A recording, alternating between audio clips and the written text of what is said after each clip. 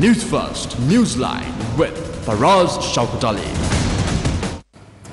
And a very good morning and top of the week to everyone. This is Newsline, live today, almost always, from the Newsfirst studios in Dawson Street in Colombo.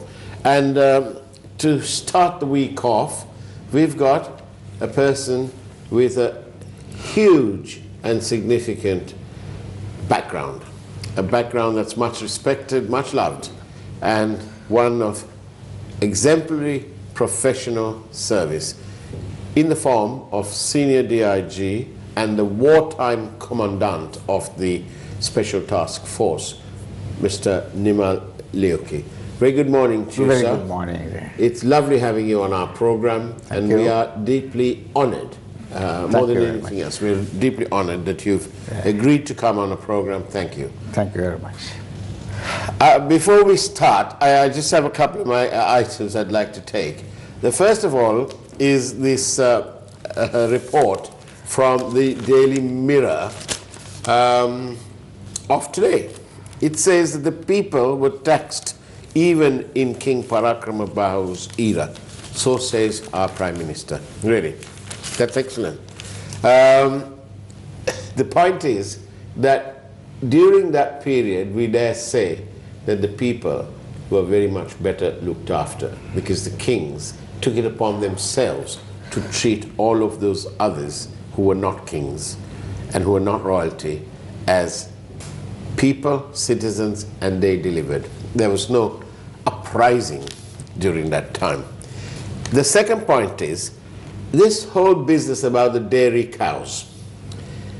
Do you know, the lack of professionalism actually beggars belief, because they've imported these so-called high milk yielding cows from Australasia, and they've got them here, but they don't have the correct nutritious grass to graze on. So once again, they've done things back to front. They put the cart before the horse.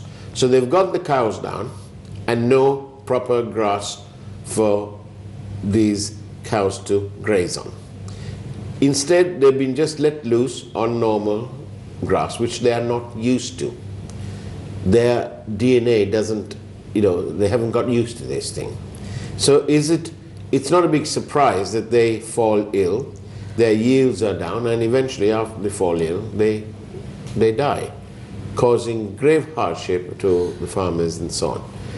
It's a case really of the politicians and legislators and the officers responsible for all this, who obviously acted in something like a miharak fashion. A simple thing like that, they couldn't get the professionals in and listen to what the professionals would have said, which is to grow the grass and then import them, not the other way around. Up to today, there isn't any place where these cows can graze and have nutritious input like nutritious grass. Now then, the wartime commandant, Nimal Lewke. I want to ask you this, Senior DIG. 30 plus years we've had a war. Are you telling me, or am I and the others in the Republic, are we to believe that there was there were no professionals until the 2009 when the war was finished off? Where were these professionals? You mean there were only professionals in 2009? What's the problem? How come we didn't solve the problem before, when we had all these people, including officers like your caliber? When you look at the problem from the inception, it is a humanitarian problem.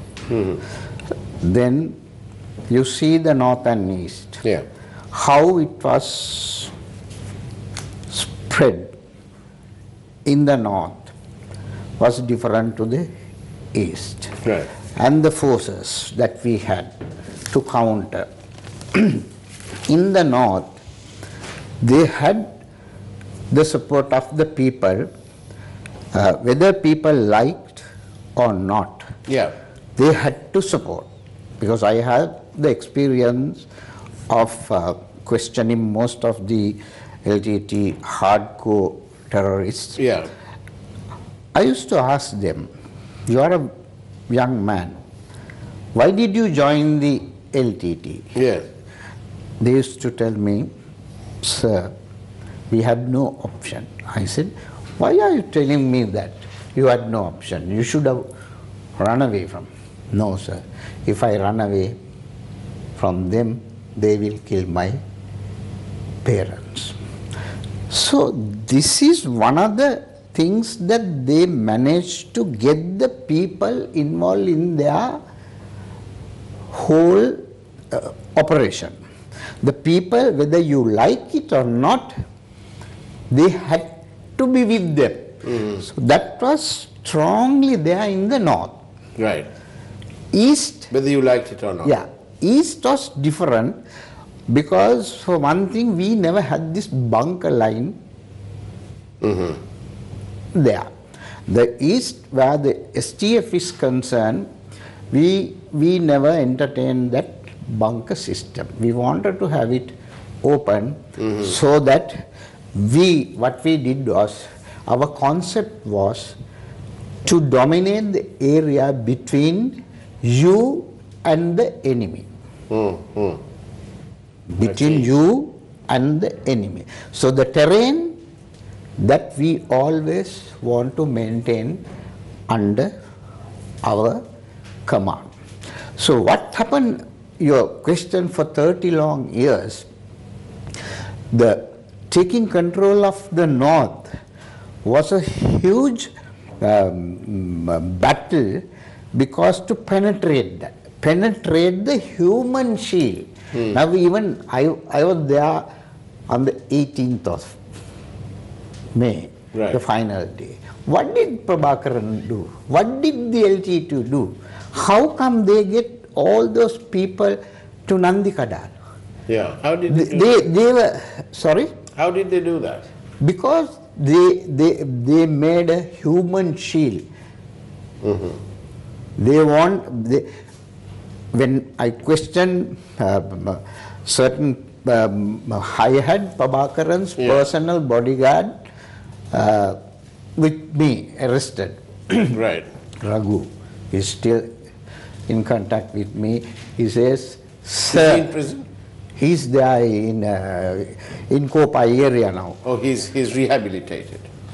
Yeah, not really. He came out, we took him, and he was with me, and he worked with us during the last few days. Okay. And he's with the family now. Okay. Right? He was telling me, sir, they are asking me to wear the suicide jacket and go to the front. I have 2 children. How can I do that? So that is the way they got people to Nandikadal and packed them. That is the human shield. That who brought them? LTT brought them, not that the people wanted to come. So this is what has been happening. Whether you like it or not, people in the north had to live with them. So this has been going on. And another thing was, since we couldn't penetrate that human shield, we were unable to get proper intelligence. You know, key to war victory is intelligence. Right. So that also very cunningly they blocked, so that intelligence agencies were unable to penetrate that and get there. That is one of the areas that we then using heavy weapons was a disadvantage. So these are the problems that the military had, because since it's a human problem, human life was the most important thing, whether it's LTT, army or anyone.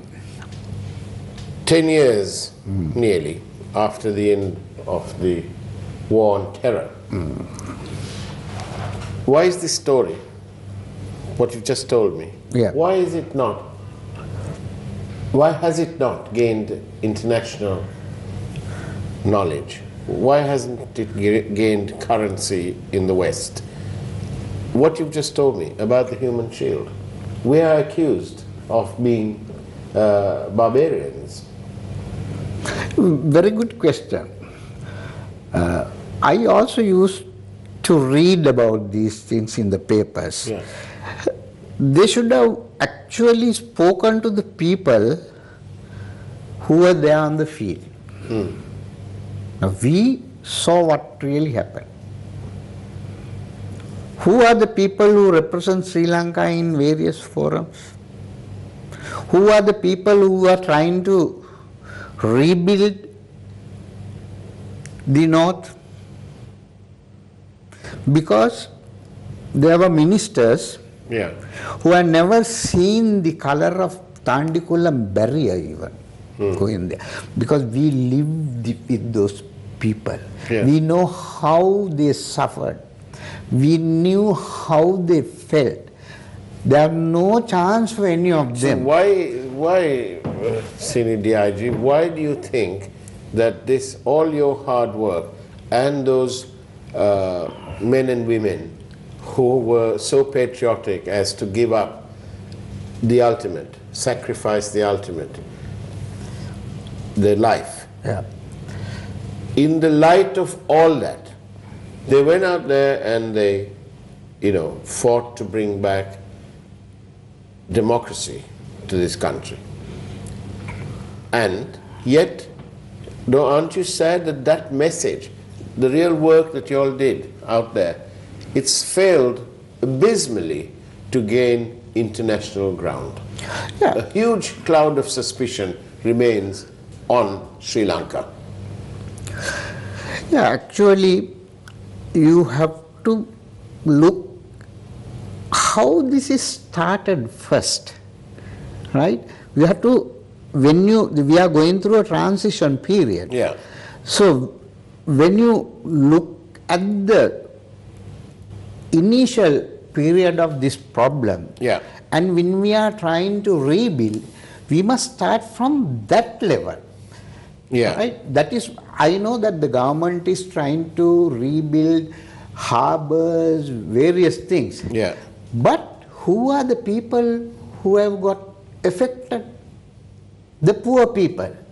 What have we done to them at this junction to really help them? That is the first thing that we must do. We must start from the bottom and come up step by step, right? So that has to be closely monitored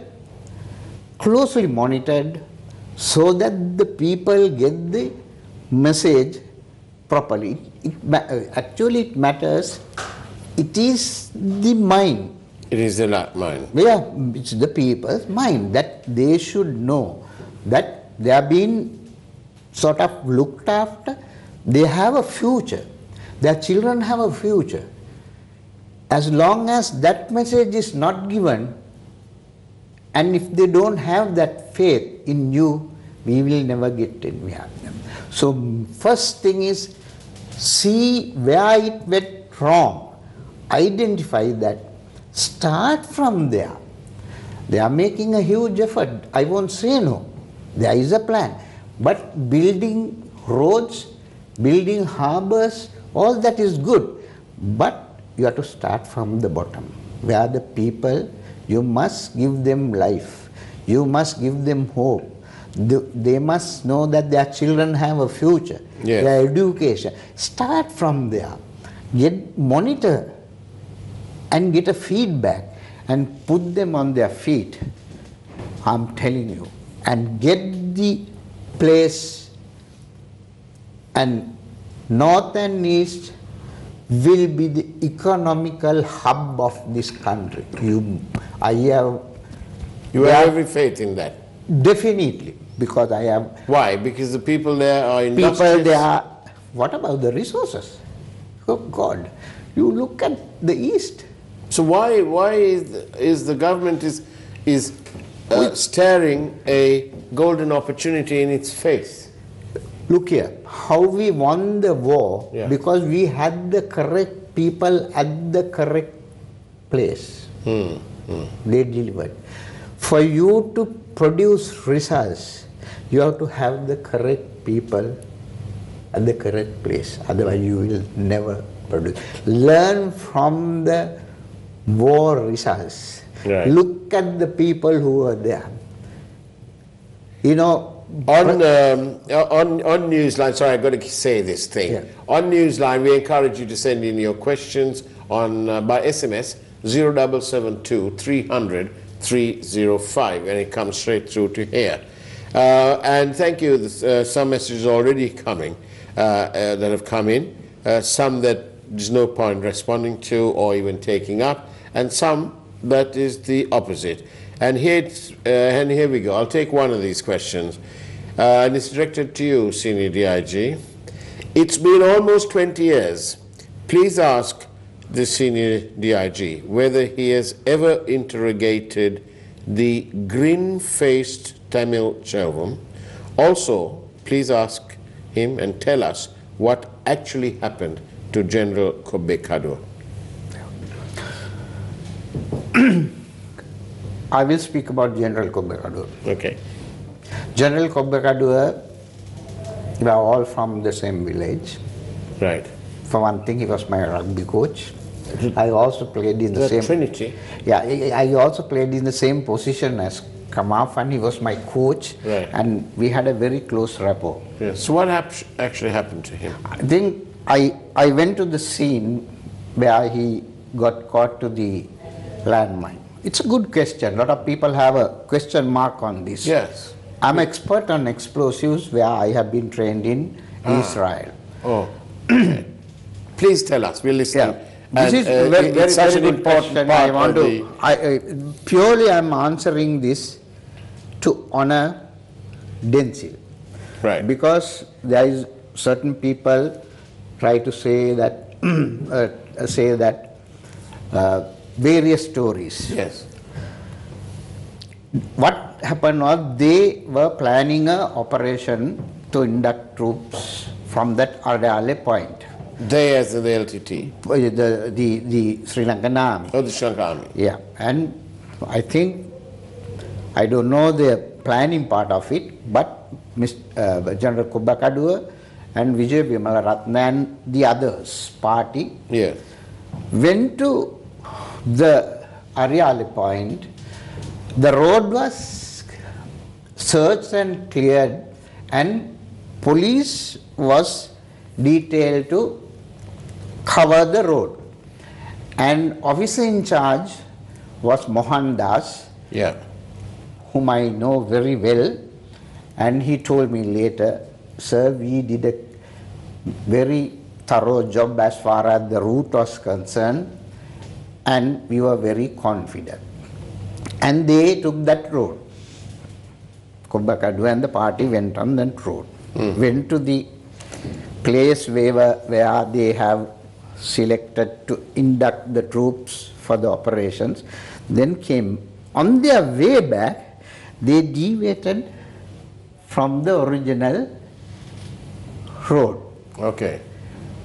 Where they got caught to the landmine. So there were talks later to say that the explosives were fitted to the vehicle. Now I'm a person, I will not call an expert, but I have with the Israelis, I have done handling of explosives. When an explosion takes place, there's a cutting and shattering effect take place. Cutting, listen carefully, cutting and shattering effect. What does that mean? You know, when an explosion with explosives, if explosive is fitted to the vehicle, or even if it is buried, the explosive is so powerful, initially there will be a cutting and shattering effect. Right. So if the explosive was fitted to the vehicle, right, Yeah. that vehicle would have gone into pieces because of that effect. Right. But this vehicle got thrown out. Right. That shows the explosives were on the ground. This is in the ground. There would have been a distance between explosives and the vehicle. My So assessment. this was a sort of, So it had been buried. it was so, like a pressure mine. Yeah, something like that, pressure mine. So the theory to say that somebody fitted that to Denzil's vehicle is out. Is out. Is out. But I don't want anyone Forensically, that's not possible. That's not possible when you examine the vehicle. Vehicle was intact, no. Right. My God, vehicle would have been in pieces if the explosive was fitted to it. Right. And the other thing, I don't want anyone to say that any Sinhalese will touch Denzil. He's such a lovable character. I don't want anyone to insult him like that, to say that his vehicle was fitted with explosives by somebody inside. No, no way. Because such a lovely man, such an honorable man, and no one will just touch him. So it was sheer bad luck. It was sheer bad luck. It was sheer bad luck because I saw his body. He had only his left hand was broken, and there was a scar here when he was brought here. So there is, as far as that. So that's the real story. What That is happened the story, to Denzil? because I later, when I was in charge of Jaffna, I went to the scene. I went to the aerial scene again to make sure that I wrote some article also on that. You wanted to refresh your mind? Mine, because I really respect. There you are. You heard it again on Newsline TV1. There are no conspiracy theories. Yeah, no. That's what happened to Denzil Kobekado, great man that he was. I want to take you on to contemporary times. Yeah. The public seem to be rather grateful to the president, who has engaged the Special Task Force, the one that you were the wartime commandant, set up by that wonderful Ravi Jayawardena. Absolutely. And how do you feel now when you read in the press that it is the STF who are at the forefront of detecting narcotics? Yes, that's a very good question. As far as the STF is concerned, it is STF, no individual. Right. Right? STF was based on SAS line, Right. and we were told that we are not to speak to the press at any stage, because we go as STF unit. Yeah. You know, in the STF, they are all disciplined men. Their training, their knowledge on any subject that they have been entrusted, and they are very keen. So whatever the task given to them, they will do to the best of their ability, whether it's by detection of narcotics, terrorism, or anything. So that's a unit. Now today you can see the VIP security. I was the first.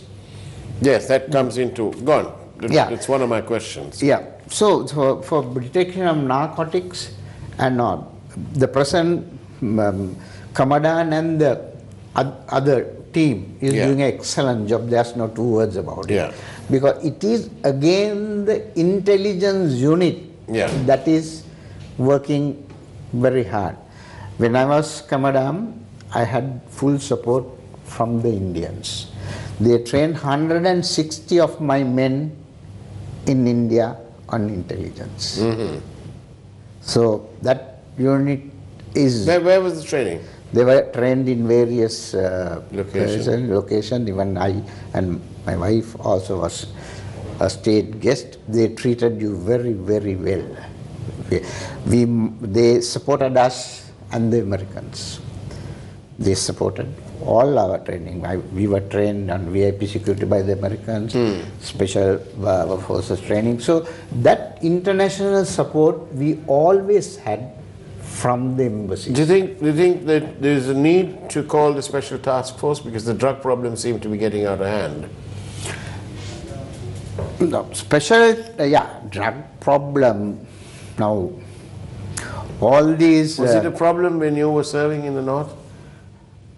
North is different. They don't go for, at that time they were not going for these hard drugs, you know. Yeah. But now it seems to be that with the amount of detections... Absolutely.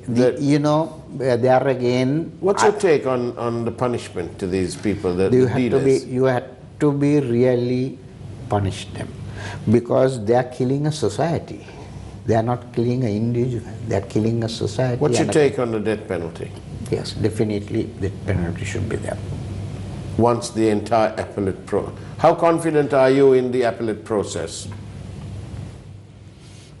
Are you confident that Sri Lanka has a strong judicial appellate process so that we will not take the life of a potentially innocent man? That is a question mark. That is a question mark. That is because this has been dragging on for years as far as things are concerned. So we need to. We have. You have confidence in our judicial system? Of course. You don't have errant police officers making up evidence? There is, but there are ways and means of controlling. So the appellate process. Yes, actually we can. There's enough and more scientific methods of detecting systems, right? GIS system, various things that they can come into. Even I was trying to... Well, another question here, by the way. Yeah. Somebody's saying it's over 20 years, and like you answered and gave us some insight into the late Denzil Kobekadua, somebody's asking you about the Navy man, Martin Stein. Do you know anything about him?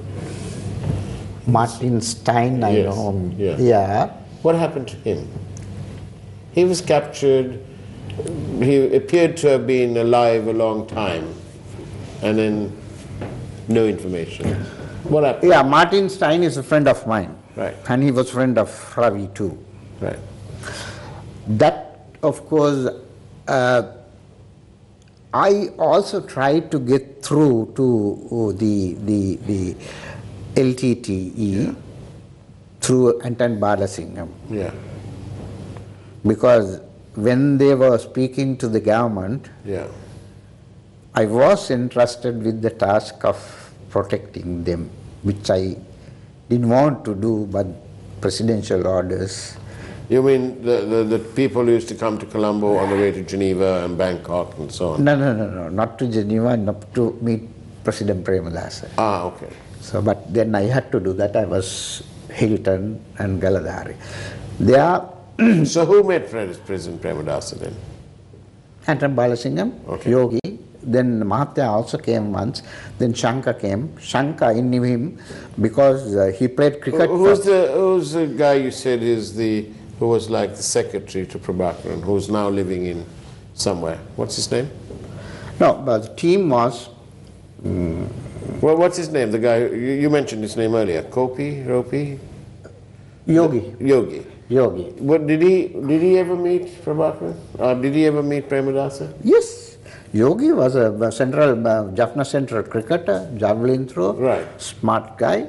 And so what does he say? Did you ever ask him what happened to Martin Stein, your friend? No, I always had a close rapport with Anton, and I was trying to, they were very silent on that, they are very shrewd. They never gave a positive answer to that. Whether he was alive or dead. Yes, they were very, very shrewd.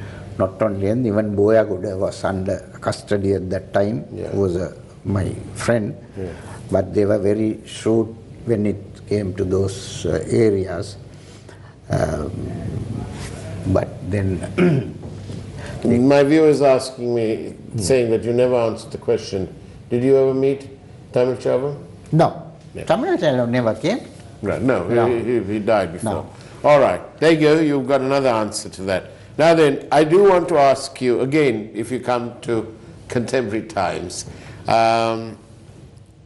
what's this business about the establishment code? I know that you have some strong views on that. Yeah, Tell me what the problem is. Yes, definitely. Definitely, according to the establishment code, they define the government servant. Yeah. In the government servants, and at the bottom, they say, following, although they are government servants, they are not in this category. I just can't understand what this is. If you are a government servant, you are a government servant. Yeah. Because you draw the salary from the government, Yeah. you are entitled for a pension after that. Yeah. And they say, following are not in that category. The president, then the ministers, and few other presidential secretariat, various people, and some commission. Now, why is that? Why is it? Why? My answer is why. My question is, why is that? So do you think we need the law to amend it? Definitely, if you are a government servant, okay, you keep the president out of it, because here the president should have a firm grip as far as the government is concerned, because he has to be above board. Okay. And everybody should support him, because the people have brought him there. Elected him there. Elected him there. Nobody should try to undercut him. All must get together and support him for that period to deliver the goods. But if you undercut him, or if you not support him, then the people will suffer. That is the thing that they must see, not an individual. So support him there. But why these people who are government servants have been exempted from being punished like the other government servants? So what about all these members of parliament who have got cases pending against them, indictments, but they're still MPs? Now say I was DIG. If there's a if a complaint against me made, and if they find evidence, and if they indict me, automatically I am interdicted or suspended. My salary is stuck until I come out again. And so is your pension. Yeah, because I am a government. Why is these MPs and others are not being treated the same way?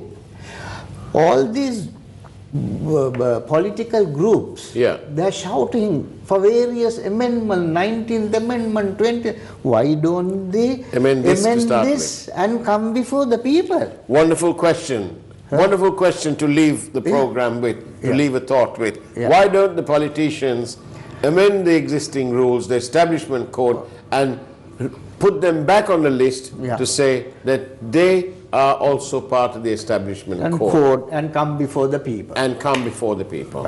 What a wonderful question from the senior retired DIG and the wartime commandant of the Special Task Force. Sir, it's been a great pleasure to have you on our program. Thank you for the nation is grateful for all your service, and Team News First would like to appreciate that in person and on air. Thank you very much. We are much obliged.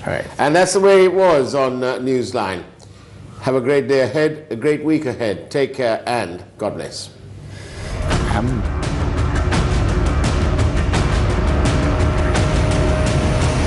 News First, Newsline with Faraz Shaukat Ali.